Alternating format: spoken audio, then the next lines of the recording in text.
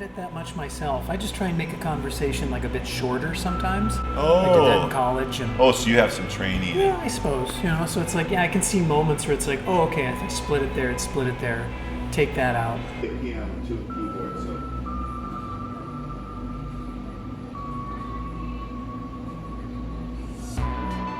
So what are we going to talk about today? Your love life? Oh, sure, yes, let's do that. Okay, so I know you must have had an agenda or something that you wanted to address. Well, yes, I was thinking about receiving a diagnosis later in life. Okay. And so that's what I was thinking about, talking yeah. about that. I do believe that that'd be so helpful. That's my middle name.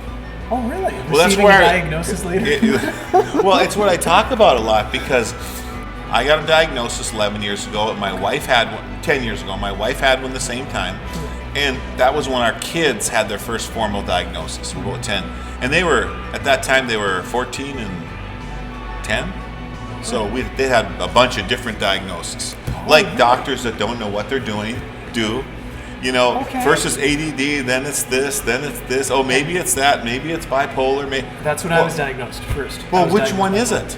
I institutionalized myself, or I became an inpatient at Prairie St. John's. So that was the beginning. I was diagnosed bipolar, and I was given the medication that corresponds or is associated to that. You weren't diagnosed with autism right away. No, I wasn't. And then we had this. Oh, I'm going to sneeze now. But anyway, then they had this. I'll do it with you. This witch doctor. He wasn't a witch doctor. He was a psychologist, but I call him a witch doctor because he diagnosed my wife and I on the schizophrenic spectrum, because that's where autism used to be 60, 70 years ago. And I found that out. And he's still diagnosing people. Yes, I would have received electric shock therapy. Yes. Autism became, it was a symptom. It was considered a symptom of schizophrenia. So we were diagnosed on the schizophrenic spectrum because he didn't believe in autism. So now we had a formal diagnosis from a neuropsychologist. Right. So now my wife she had a hard time with it because she was like, oh no, I have a diagnosis. What does that mean? It was kind of, for me, it was like, oh my goodness. So this is why I am the way I am. And it was been all these years of struggles with employment. I had to do the right job, struggles with relationships. I always tried so hard to make friends. And then it would come to that point where I would say something too literal or something. I know what you mean. And people are like, when it comes to that kind of stuff, I don't quite understand it. They're so unforgiving. They get so offended and like, and then they'll react and then they'll stop reacting. And then they'll be nice to you. And then they'll never talk to you again, or resign from your organization, or because you said something or something I would see some, failure, like you wear too many bands. Oh, okay. So then after about 3 months of getting to know you, I think you have too many bands. And it would be something like that, where after months I'd blurt it out, and they just get so offended. Like, why is there no flexibility? Yes. There's just something about when you make odd statements, people just get offended so easy. So we lost so many friends. We were in the ministry, so we were always doing community outreaches, chaplains in the community, and people on our team, especially, or closer to us, that we spent a lot of time with, would eventually get offended, and we tried to explain to them, And this is why. And we lost so many friends and made people mad at us. Yes. Our family was stressed because they didn't quite understand autism spectrum, even when we explained it to them. So when I got a diagnosis, it was, so that's it. And I'm like, felt so relieved. I'm not ashamed to say that one of the things that helped me over all the years is with my wife and I. We've been married for 28 years, and Yay, yes, congratulations. 28 years on Saturday. Oh, great. So it's the 20th. But we've had lots of therapists, lots of counselors, lots of pastoral advice. So we've consulted lots of counselors over the years to help understand, why are you saying that? What is she saying? What am I saying? What are people? And helped us navigate life. How do you work with kids? How do you address this? But it was all that input, or we wouldn't have made it. So we talk a lot about how it's a support system that helps us be successful.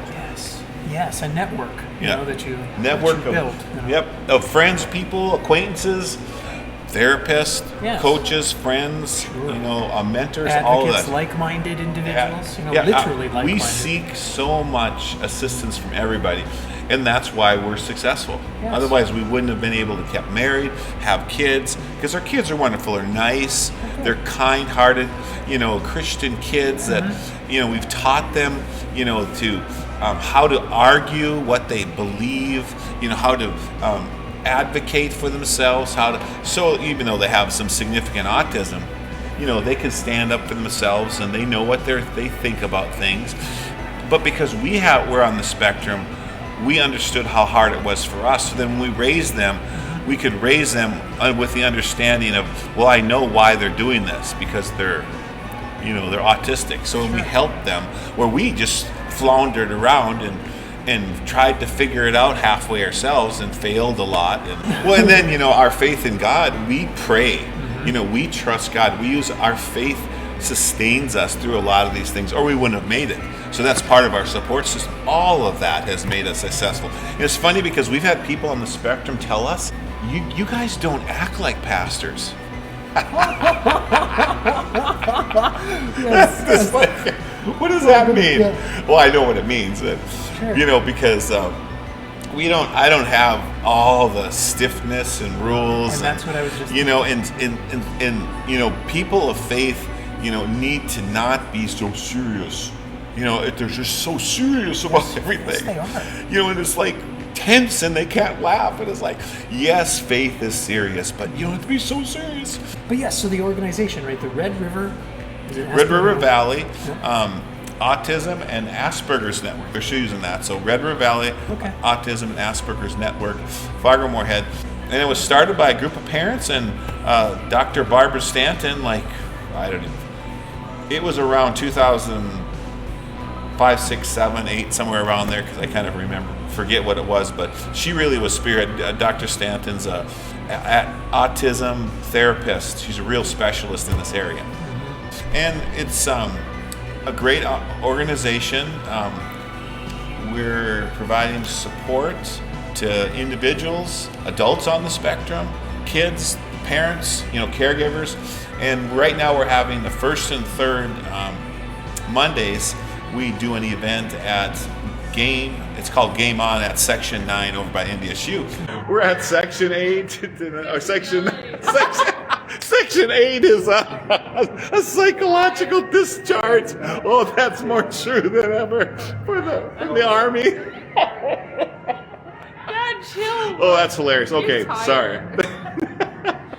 So what we do there is the kids get to play the video games, the virtual reality. They can get, and we provide a snack and a soda for them. They get free, and it's all free. Okay, we're at Section 9 with the Red River Valley Autism Network Live, and we're at Game On, and that was my daughter. We have over here Meg. Say hi, Meg. We are checking out what's going on here. And then the parents and caregivers and family members sit at a big table and we talk and have a informal support group and support each other, care and share. So that's what we're doing twice a month, which really it's a place for everybody to come, and we're pretty in any age group.